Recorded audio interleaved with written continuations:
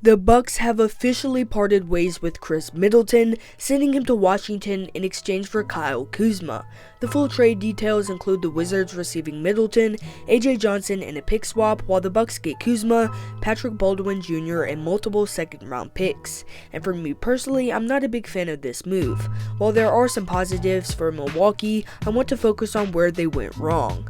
Kuzma's trade value has plummeted, especially after this season, is the first thing. I get that players on taking teams often get unfairly criticized, but in Kuzma's case, the criticism was warranted. Washington's offense was a mess with him and Jordan Poole leading the way. Even though Poole has shown some signs of turning things around, Kuzma, on the other hand, wasn't exactly a bright spot. Defensively, he looked disengaged, and to some extent, I understand his mindset. If the team isn't trying to compete, why put in maximum effort? Now that he's joining a contender though, he'll need to shift his mentality and return to the defensive level he showed towards the end of his Lakers time. I do think Kuzma is a slight defensive upgrade over this version of Middleton, but not over a fully healthy Middleton, to be clear. Where I do agree with the Bucks is that moving on from Middleton at the deadline was necessary. Injuries and age have clearly taken a toll, and he's no longer the player who played a crucial role in their 2021 championship run.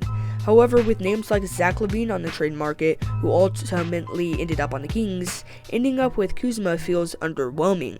If I were a Bucks fan, I wouldn't be too excited.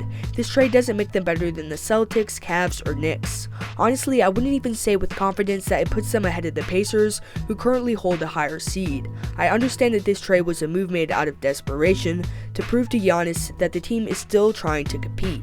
Because since winning the championship in 2021, the Bucks have only won one playoff series, and their core is aging.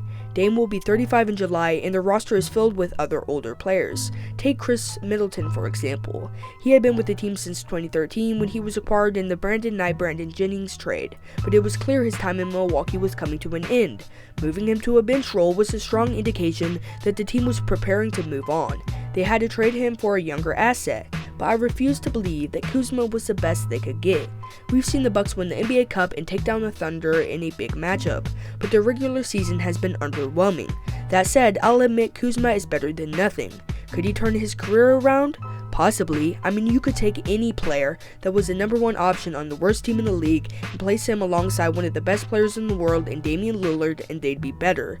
But even in this case, success isn't guaranteed. Plus, we never got to see what a healthy trio of Giannis, Dame, and Middleton could do in the playoffs, and now we never will. And realistically, is a core of Giannis, Dame, and Kuzma better than a trio like Jalen Brunson, Cat, and Mikal Bridges? Probably not. What would make me feel better about this trade is if the Bucks use the financial flexibility they gained to make another move before the deadline. Time is running out, but if they could flip Brook Lopez or Bobby Portis for a more athletic big like Robert Williams, this trade could go from a B- to a solid B or B+. On top of that, the Bucks are now under the second apron, which means they have even more flexibility if they want to make a bigger move. Now, let's look at why the Wizards made this deal.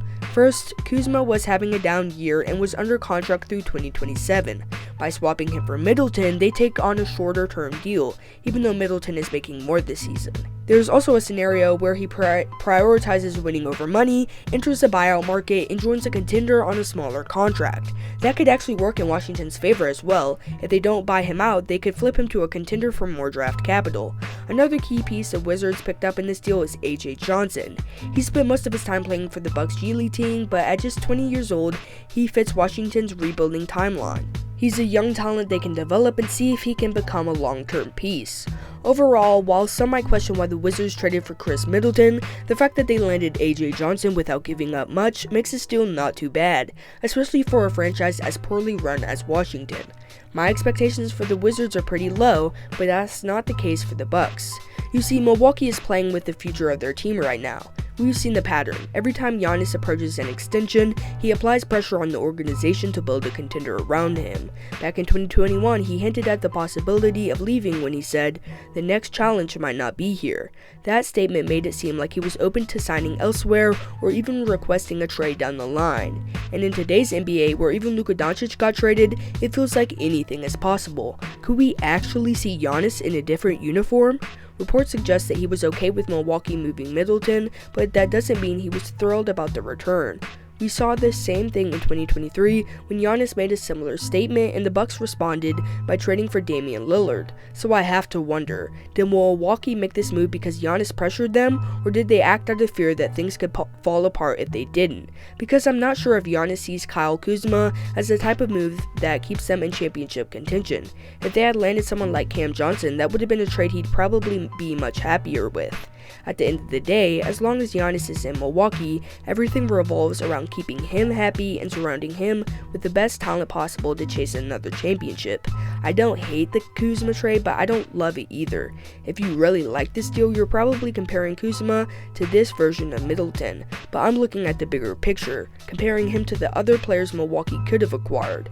When you have a generational talent like Giannis, you can't afford to settle for the third or fourth best option on the market. You need to go after a top-tier difference maker. That's why I'd feel much better about this trade if the Bucks used their newfound flexibility to make another move. If they flip some players and bring in another key piece, the trade looks a lot better. But just Kuzma, that's not enough for me. But what do you think? Is Kuzma a good fit for Milwaukee? Tell me in the comment section below. Until next time, peace.